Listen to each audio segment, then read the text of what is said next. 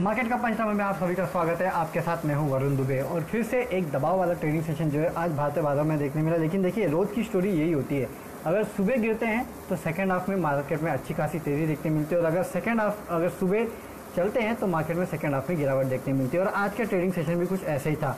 दोस्तों, अगर आप बाजार में ट्रेडिंग या निवेश करते हैं और अभी भी ब्रोकरेज के नाम पर अपने हजारों लाखों रुपए बर्बाद कर रहे हैं तो अब बदलिए और देश के सबसे अच्छे और भरोसेमंद ब्रोकर एंजल ब्रोकिंग के साथ में जुड़िए, जहां पर आपका ब्रोकरेज कुछ भी नहीं लगता है।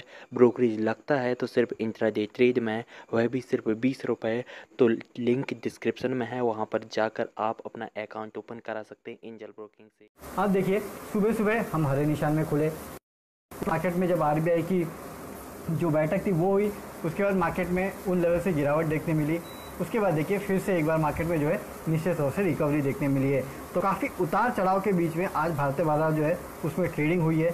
तो कमाने का मौका तो सबको मिला, लेकिन देखिए कैसे 9150 के आसपास तक हम जाते हुए नजर आए ऊपर के लेवल पे, और नीचे के लेवल पे 8970 के आसपास जाते हुए नजर आए। तो ये वो रेंज थी जिसके बीच में हम आज वेल एंड गुड कि हम कहीं ना कहीं 9000 के ऊपर बंद हुए हैं, ये एक बात अच्छी है। लेकिन अगर 9150 के आसपास बंद होते तो ज़्यादा अच्छा होता। हालांकि चलिए ठीक है, 9000 के आसपास बंद हुए हैं, वो एक अच्छी बात है कि इस लेवल को हमने तोड़ के इसके नीचे बंधे हुए हैं, ये एक अच्छी बात है। तो अब अगला लेवल क्या होता है? तो अगला लेवल कहीं वही होता है जो हम इतने दिन से आपको कह रहे थे कि 9000 के आसपास जो सपोर्ट है वो है। और 9150 देखिए ये 140, 150, 180, 200 ये कुछ ऐसे लेवल्स हैं ना जिनको पार करने में मार्केट को काफ़ी तकलीफ़ हो रही है, और ये तकलीफ़ साफ दिखाई दे रही है। और प्रॉब्लम क्या है? प्रॉब्लम वही बैंक निफ्टी। इस पूरे हफ्ते देखिए अगर निफ्टी 1 से 1.5% गिरा है तो बैंक निफ्टी 8 से 9% के आसपास की गिरावट बैंक निफ्टी ने दिखाई है। और केवल बैंक से नहीं, एनबीएफसी काउंटर जो है वहाँ भी अच्छा खासा प्रेशर जो है वो देखने मिल रहा है। तो ये पूरा सेगमेंट जो है वो कहीं ना कहीं मार्केट का मूड जो है वो लगातार ख़राब करते जा रहा है। और हो भी क्यों ना, आज देखिए रेपो रेट कट हुआ, ये का बात अच्छी थी, लेकिन बैंक्स के लिए कोई भी राहत नहीं है। ये आपको याद रखना है। इनफैक्ट जो मॉनिटोरियम था उसको और बढ़ा दिया गया है, 3 महीने से बढ़ा के 6 महीने कर दिया है। तो ये सब इश्यूज़ है जिसकी वजह से ये पूरा जो सेक्टर है वो कहीं ना कहीं दबाव में। ऐसा लग रहा है कि इकोनॉमी में जो गिरावट आएगी उसका सबसे ज़्यादा पेन अगर किसी एक सेक्टर को झेलना आएगा ना तो शायद बैंकिंग और एनबीएफसी काउंटर भी है। और इसके लिए कहीं ना कहीं आपको इस तरह की पिटाई जो है इस पूरे सेक्टर में देखने मिल रही है। ये कब तक हालात ठीक होंगे ये तो पता नहीं, बट आई होप हालात ठीक हो जाए तो कम से कम पूरा जो निफ्टी है वो 9000 के ऊपर आराम से ट्रेड कर 9300-400 के लेवल हमको दिखाए। इनफैक्ट बैंक निफ्टी में अगर ये हालत नहीं हुई होती ना तो शायद आज हम उन्हीं लेवल के आसपास होते। चले बहरहाल अब तो हो गया, क्योंकि बैंक निफ्टी ने परेशान कर ही दिया है। तो चलिए ठीक है, देखते कब तक बैंक निफ्टी की हालत सुधरती है। लेकिन हाल फिलहाल में हालात सुधरते दिखाई तो दे नहीं रहे, सुधर जाए तो अच्छी बात है। चलिए अब सवाल जवाब का सिलसिला शुरू करते हैं। और कोई तो मुझे यहाँ एसबीआई कार्ड्स पे पूछा था कि एसबीआई कार्ड्स पे क्या करना चाहिए, अमित पटेल पूछ रहे थे। देखिए एसबीआई कार्ड काउंटर अच्छा लगता है, बट प्रॉब्लम ये हो गई कि आज इस काउंटर ने अपना 50 वीक लो छुआ है, इनफैक्ट लाइफ भी कह सकते हैं।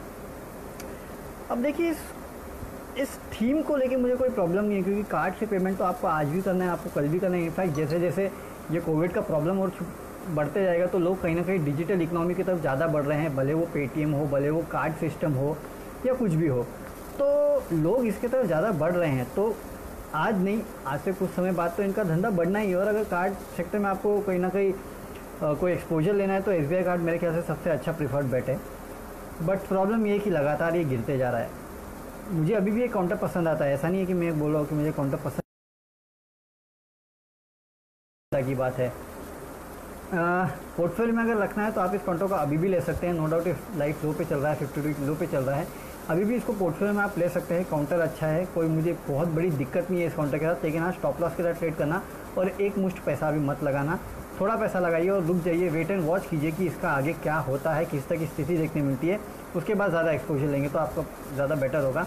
थोड़ा बहुत पैसा चाहिए तो अभी भी आप इस काउंटर में लगा सकते हैं। अपने कितना पैसा लगाना है उसका करीब 25% लगाइए, बहुत बड़ा अमाउंट मत लगाइए। IRCTC 1410 अक्षय हिंदुस्तानी पूछ रहे हैं। देखिए IRCTC इस काउंटर में तेज़ी तो अच्छी देखने मिली है पिछले कुछ दिनों में, और जैसे कि हम हमेशा कहते थे कि 1000 क्या 1100 के आसपास ही जाता है तो आपको एक काउंटर ले लेना चाहिए। फिर ये जाता है 1400-1500 के आसपास, फिर वहाँ से नीचे घूमता है तो यही चलता है। 1500 के ऊपर अगर ये निकलता है तो शायद आपको एक फ्रेश तेज़ी देखने मिलेगी। हम इस प्लेटफॉर्म पे काफ़ी बार और बोल चुके हैं। तो इसी तरह आप ट्रेड कीजिए। 1410 पे है, 12 रुपये 13 रुपये के प्रॉफिट पे आप बैठे हैं। देखना इस काउंटर में आगे भी आपको तेज़ी देखने मिलती है, तो 1470 1480 के आसपास एक बार अपना मुनाफा बुक कर लीजिए और उसके बाद देखिए कि किस तरह का ट्रेंड जो है इस काउंटर में देखने मिलता है। अगर उन लेवल से नीचे आता है तो फिर आपको ख़रीदारी के जो है एक फिर से मौका मिलता हुआ दिखाई देगा, फिर आप नीचे के लेवल पे खरीद सकते हैं। तो ये कुछ लेवल है जिसको आपने रडार पर रखें। नीचे अगर गिरना शुरू हुआ तो फिर 1200 तक चला जाएगा, ये याद रखना। तो 1400 के आसपास का स्टॉप लॉस होगी और उसके बाद ट्रेड कीजिए 1480 तक के टारगेट्स के लिए। मेरे ख्याल से आपको कुछ दिन में ये टारगेट देखने मिल सकते हैं। चलिए सवाल लेते हैं, और यहाँ पे लेमन ट्री पे राजेश सोनी पूछे कि लेमन ट्री में क्या करना चाहिए। देखिए होटल एज स्पेस जो है ना 2 दिन से अच्छा खासा बस कर रहा है। हालांकि ये बस के पीछे कारण ये है कि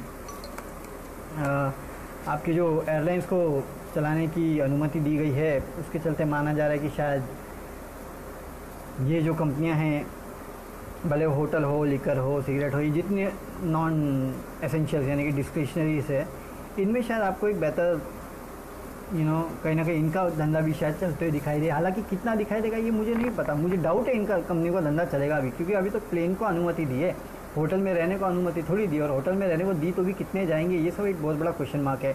इसके लिए मेरे ख्याल से लेमन ट्री 16 रुपये के आसपास है, मुझे याद है 70-80 रुपये के आसपास ट्रेड किया करता था, और उस समय बड़े बड़े ब्रोकरेज हाउसेस की रिपोर्ट आती थी कि यहाँ से और 90 के लेवल देखने मिल सकते हैं। हालात अच्छे थे, तब तक सब ठीक था, लेकिन फिलहाल इस काउंटर में पैसा लगाने का अभी सही समय नहीं है। एक बार क्लैरिटी आ जाने दीजिए कि होटल इंडस्ट्री का होने क्या वाला है, उसके बाद कॉल लेना। इन काउंटर में पैसा बिल्कुल मत लगाइए, होटल काउंटर में तो नहीं लगाना है आपको। इन काउंटर से ज़्यादा दूर रहेंगे जितना, उतना आपके लिए। बैलेंस शीट अच्छी है, नो डाउट अगले कुछ क्वार्टर में ICICI बैंक, HDFC बैंक के हालात थोड़े ख़राब रह सकते हैं, बट वो शायद साल 1.5 साल का पेन होगा। उसके बाद फिर से मेरे ख्याल से जब रिवाइवल होगा तो ये कुछ बैंक है जो फिर से लीडर बन के उभरेंगे। तो पोर्टफोलियो में रखने लायक स्टॉक है, लेकिन हाँ क्योंकि हालात अगले 2-3 क्वार्टर तक ख़राब रह सकते हैं, तो मेरे ख्याल से फिर आपको उस हिसाब से ट्रेड करना है। लॉन्ग टर्म का ही व्यू लेना है इन काउंटर में, शॉर्ट टर्म का व्यू मत लीजिएगा। लॉन्ग टर्म के लिए दोनों बैंक्स मुझे अच्छे लगते हैं, ख़राब नहीं है, बट हाँ लॉन्ग मतलब फिर लॉन्ग ही रहिएगा। ये नहीं कि 6 महीने में आप निकल जाए, 6 महीने लाइक है नहीं। ये इन काउंटर्स को कम से कम आपको 2 साल देना होगा, तो ये आप इन काउंटर्स में कुछ कर सकते हैं, नहीं तो प्रॉब्लम हो जाएगा। अच्छा एक्चुअल टारगेट जून, जितेंद्र कोहली, अरे जून में बचे कितने जितेंद्र दी? 8 दिन 10 दिन तो बचे हैं, उसमें आपके लिए हिंदुस्तान यूनिलीवर के लिए टारगेट कहाँ से लेके आए? चलिए ठीक है, अब टारगेट मान ही, लेकिन देखिए जून तक ये ऐसा क्वार्टर नहीं जिसको आपको जून तक के लिए रखना है। इसको तो आपको अपने पोर्टफोलियो में बना के रखिए, 2500-3000 के भी लेवल आपको देखने मिलेंगे, लेकिन उसके लिए समय लगेगा। उस लेवल से अगर आप चलते हैं तो चलिए इस काउंटर में लॉन्ग टर्म के लिए रखिए। जून तक के लिए तो फिर आप एक टेक्निकल व्यू ले लीजिए, इसमें ट्रेड करिए। और क्या तो इसका 1990 के आसपास ये ट्रेड कर रहा है, मेरे ख्याल से 1950 के आसपास का स्टॉप लॉस है, और 2100 के आसपास तक के लिए आप इस काउंटर को देख सकते हैं जाते हुए अगले कुछ दिनों में, तो इस तक का ही ट्रेड ले सकते हैं। इसके अलावा मेरे ख्याल से छोटा काउंटर है नहीं है छोटी अवधि के लिए, लेना है तो आप इसको लॉन्ग टर्म के लिए रखिए और अपने पोर्टफोलियो में लेके रखिए, पैसा अच्छा बनेगा, इतना तो है। थोड़ा टाइम लगेगा लेकिन पैसा बनेगा, इतना आपको याद रखना है। चलिए अल्ट्राटेक सीमेंट, भाविक पटेल पूछ रहे 50 शेयर 3991 होल्ड करो या sell? UltraTech any time hold है, इतना तो सोच लीजिए अगर आप एक लॉन्ग टर्म इन्वेस्टर है तो, है ना। और आपने 3991 पे लिया है। मैं कुछ रिपोर्ट्स पढ़ रहा था जो कि इस काउंटर में 4500 तक के लेवल्स की भी बात कर रहे थे, है ना, इमीडिएट के लिए। आपकी होल्डिंग थोड़ी ऊपर की है तो थोड़ी दिक्कत है, बट होल्ड कीजिएगा। मेरे ख्याल से नुकसान में आपको इस काउंटर को नहीं बेचना चाहिए, अच्छा काउंटर है ना, कमा के दिया है इस काउंटर ने इसके पहले भी, तो इसके लिए आपको होल्ड करना चाहिए। मेरे ख्याल से बेचने बेचने का आपको यहाँ पे विचार नहीं करना चाहिए, होल्ड कीजिए।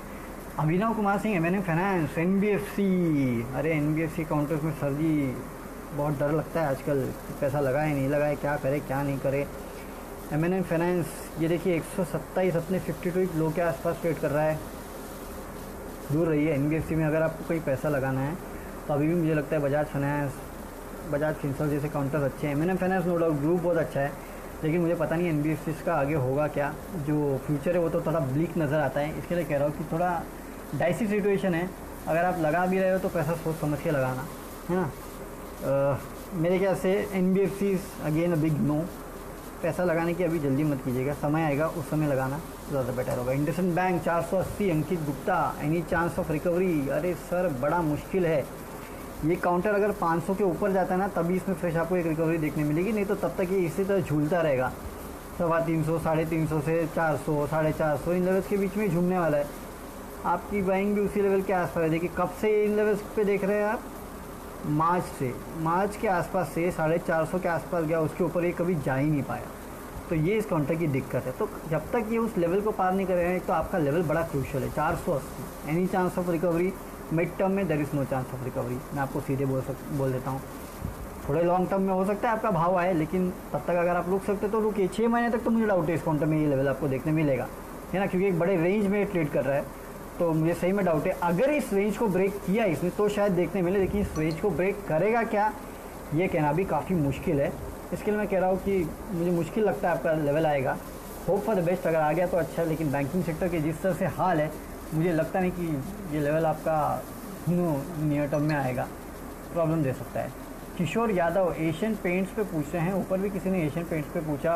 अवरुदीप Datta Asian Paints 6 months counter अच्छा है एशियन पेंट्स, है ना, बट देखिए सबसे बड़ी प्रॉब्लम यार डिमांड को लेके है। डिमांड आएगी नहीं आएगी, कब तक आएगी कब तक नहीं आएगी, इसके बारे में किसी को पता नहीं है ना।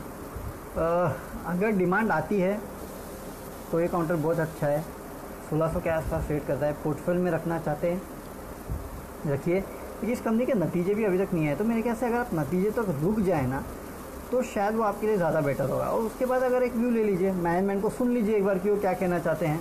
अगर वो कॉन्फिडेंट है और सब सही चलता है तो फिर लेने में क्या हर्ज है। रिजल्ट तक रुकिए, रिजल्ट के बाद शायद एक ज़्यादा बेटर व्यू जो है इस काउंटर पे दे पाएंगे। चलिए अब समय हो गया तो इसी काउंटर पे विदा लेते हैं।